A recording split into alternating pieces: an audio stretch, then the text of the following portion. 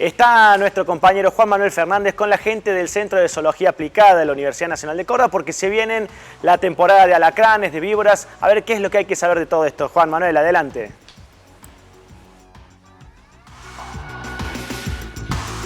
Hola Nico, precisamente qué mejor lugar que este centro de la Universidad Nacional de Córdoba para que nos expliquen con detalle los cuidados que hay que tener, cómo identificar alacranes y también, atención, es época en donde a lo mejor pueden aparecer producto de alguna creciente o del desplazamiento de los animales porque se invade su hábitat natural, las víboras. Entonces vamos a hablar de estos dos temas con Gerardo Leinó, que es el director del Centro de Zoología. Gracias por recibirnos. ¿Cómo te va? Buen día. Hola, buen día. Muchas gracias a vos. Bueno, empecemos hablando de los alacranes. No por remanido el tema, sí siendo importante que sepamos cómo distinguirlos y por qué hay que tener más precauciones en esta época. Esta es la época en donde se podría denominar temporada alta de aparición de alacranes. Sí, los escorpiones o alacranes, si bien están presentes todo el año en la ciudad de Córdoba, ellos habitan principalmente en lugares húmedos y oscuros. Se encuentran principalmente asociados a los desagües, cañerías, cámaras sépticas. Cuando empiezan las altas temperaturas y sobre todo las lluvias, hace que estos animales se movilicen y se pueden producir ingresos en la vivienda. Y ahí es cuando sobrevienen los accidentes. Los escorpiones o alacranes son animales... Nos podemos acercar porque ahí Gaby está empezando a enfocar. Tenemos 3 ejemplares acá. Empecemos a describirlos. Sí, son de reducidas dimensiones. Estos son ejemplares adultos. Estos son aproximadamente los máximos tamaños que se pueden encontrar. De particularmente esta especie, que es el Titius trivitatus, que es el escorpión o alacrán más común que hay acá en la ciudad de Córdoba. Y justamente los reconocemos fácilmente por las pinzas bien finas y largas. Y el dorso, la parte dorsal del cuerpo, tiene 3 bandas oscuras que se destacan de un fondo más claro. El aguijón del alacrán, que es con lo que pica, se encuentra en el extremo de la cola, ¿no? Es un aguijón curvo que se encuentra en el extremo, en la base en el último segmento de la cola. Pican con el aguijón que tiene en la cola. Se alimentan principalmente de insectos, de cucarachas, de grillos. Y el accidente, si bien son animales relativamente... tranquilos, digamos, son de movimientos lentos, se ponen muy agresivos cuando son molestados. Muchos de los accidentes ocurren cuando la gente desprevenidamente los pisa o introduce la mano debajo de las camas. A veces se esconden en un calzado, por ejemplo. Por ejemplo, muchas veces se esconden en el calzado o si uno deja la ropa tirada en el piso o trapos de piso o gorros en el piso, los animales buscan lugares para refugiarse y el accidente puede sobrevenir cuando la persona se pone la prenda o se pone el calzado, ¿no? Es particularmente grave su picadura, especialmente en niños, ¿no? Por la masa corporal. Sí, el veneno es muy tóxico, actúa inmediatamente y los casos más graves suelen darse en menores de edad. Igualmente es importante ante una picadura recurrir inmediatamente a la consulta médica. Los síntomas comienzan prácticamente inmediato y lo principal que se manifiesta es un ardor intenso en el lugar donde el animal clava el aguijón. Por lo cual es un accidente que no pasa desapercibido. En el caso de picadura de un adulto también hay que concurrir rápidamente, ¿no? A un hospital. Sí, normalmente también manifiestan de manera inmediata el mismo síntoma, un ardor, una sensación de hormigueo, un ardor intenso en la zona de la picadura.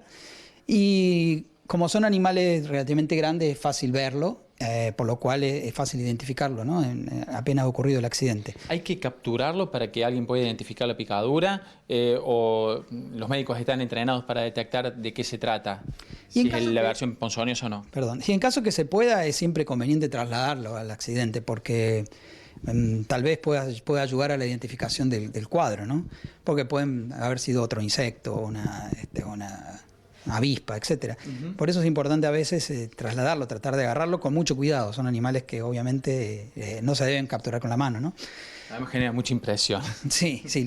Normalmente son de hábitos crepusculares o nocturnos. La mayoría de los accidentes ocurren así en horas de la noche o primeras horas de la mañana, cuando la persona se levanta antes de prender las luces, los animales pueden deambular por la casa. Distingámoslo de la versión que no es venenosa. Es un poco más grande. ¿Qué características tiene? En Córdoba hay varias especies de escorpiones, inclusive en la zona serrana uno puede encontrar más de una especie. Estos los reconocemos principalmente por las pinzas bien finitas y largas, de color muy claro, y el lomo de color claro con bandas oscuras distribuidas de manera longitudinal, ¿no? Son animales relativamente pequeños, 4 o 5 centímetros como mucho, contando el largo de la cola, de hábitos rastreros y generalmente, particularmente esta especie, el Titus trivitatus, ha colonizado las grandes urbes, ¿no? Las ciudades. ¿Es el que encontramos en la ciudad? Sí, está principalmente asociado en la ciudad. En la ciudad de Córdoba es muy abundante. Prácticamente todos los ejemplares que traen acá al Centro de Zoología para consulta se tratan de esta especie. Te pido que nos dirijamos a la otra parte de la mesada de este laboratorio para que hablemos de los reptiles y de estas, especies que son muy comunes aquí en Córdoba. Estamos hablando de la yarará y que suele ser la que protagoniza la mayoría de los accidentes de tipo ponzoñoso, ¿no? Sí, exactamente. Bueno, a lo mismo que ocurre con los escorpiones, cuando empieza la temporada estival, en primavera o mediados del verano, comienzan a ocurrir accidentes con serpientes. Las serpientes son reptiles que obviamente tienen una actividad muy marcada por la temperatura. Por eso es así que en los meses de octubre, noviembre se intensifica la peligrosidad y el número de casos de accidente. Esta especie que tenemos aquí es la yarará chica, es la serpiente venenosa que más accidentes ocasiona en la provincia y en el país. Es un animal que llega a medir más de 1 metro de largo, de aspecto robusto. La podemos reconocer de otras serpientes que también habitan en Córdoba porque, bueno, la cabeza triangular bien marcada, una cabeza grande, bien marcada del cuerpo por un cuello marcado. La presencia de dibujos que siguen un patrón bien definido a lo largo del cuerpo. Son una serie de triángulos bien delimitados por escamas de color oscuro sobre un fondo gris más claro. ¿Qué longitud suele tener? Alrededor de 1 metro de largo, los adultos, ¿no? Son bastante abundantes, sobre todo en toda la zona de la sierra, en toda la zona serrana. Ya en la periferia de la ciudad misma de Córdoba ya se suelen encontrar, y sobre todo en la ciudad, en la zona de las sierras, y en muchos lugares que son realmente bastante urbanizados. ¿Qué pasa si somos atacados por una yarará de este tipo? ¿Cuáles son los síntomas que percibimos y qué medidas se deben tomar? Bueno, el envenenamiento ocurre prácticamente de inmediato una vez que ocurre la mordida. Los síntomas se manifiestan principalmente en el lugar de la mordedura, con una hinchazón muy intensa, el sangrado provocado por la herida de los colmillos y una hinchazón bastante importante en la zona afectada.